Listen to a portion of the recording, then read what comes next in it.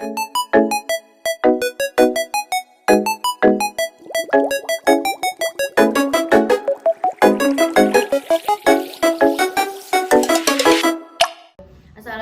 warahmatullahi wabarakatuh. Waalaikumsalam warahmatullahi wabarakatuh.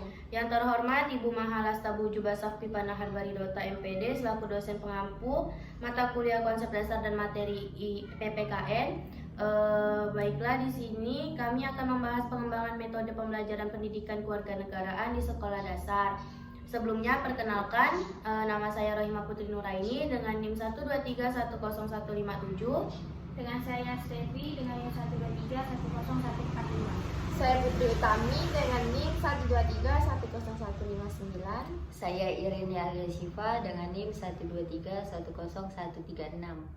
Baiklah, materi pertama akan dibacakan oleh teman saya. Ada beberapa metode yang direkomendasikan, yaitu yang pertama ada metode ceramah.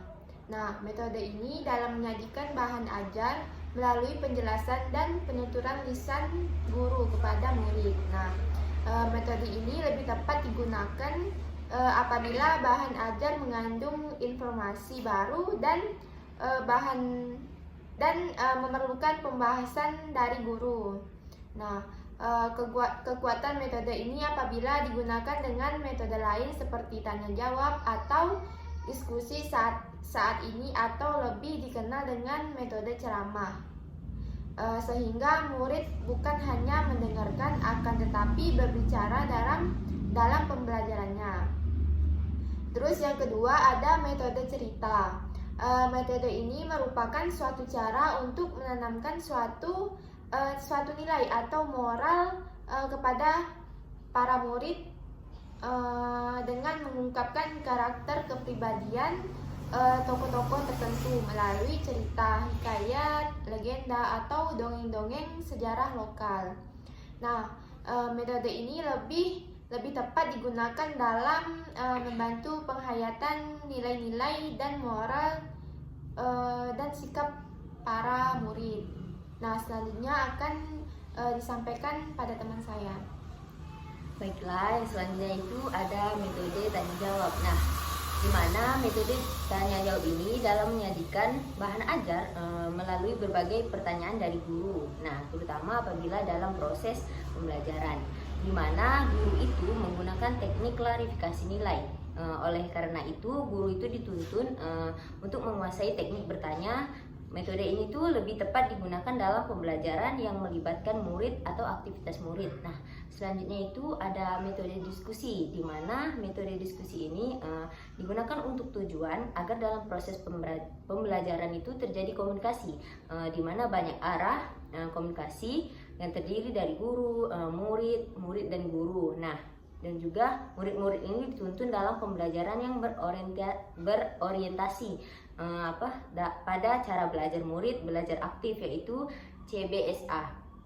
Akan tetapi dalam menggunakan metode ini salah satu hal yang tidak boleh dilupakan, karena harus ada masalah yang didiskusikan. Nah, oleh karena itu metode ini tuh lebih tepat dipakai dalam pembelajaran pendidikan kewarganegaraan atau PKN yang menggunakan teknik value inquiry. Nah, selanjutnya akan dilanjutkan oleh teman saya. Selanjutnya yaitu metode penugasan. Nah, metode ini berusaha melatih murid untuk melaksanakan tugas berdasarkan petunjuk langsung yang telah dipersiapkan oleh guru. Nah, tujuan penggunaan metode ini itu agar murid memperoleh pengalaman langsung, nyata, bekerja mandiri dan juga jujur. Kemudian sebagai contoh, misalnya murid ditugasi menulis pengalamannya dalam menolong adiknya.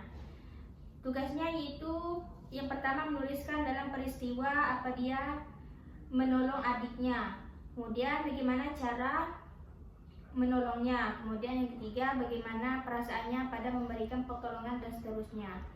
Kemudian selanjutnya itu ada metode permainan atau kompetensi. Nah, metode ini sangat menarik murid dalam membangkitkan motivasi belajar, latihan mengambil keputusan, dan juga terutama dalam menciptakan suasana senang dalam belajar.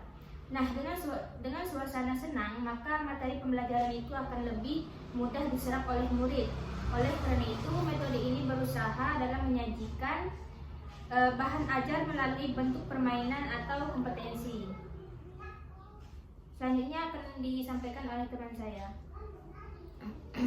Nah, permainan yang dimaksud ini adalah permainan yang diciptakan sendiri oleh guru dan dapat berupa teka-teki, paparan bergambar atau sejenis ular tangga, kotak rahasia, kartu bergambar, dan lain-lain yang diciptakan oleh guru.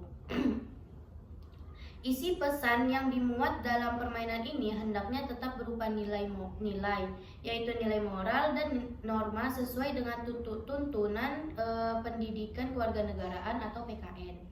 Metode yang terakhir yaitu metode simulasi.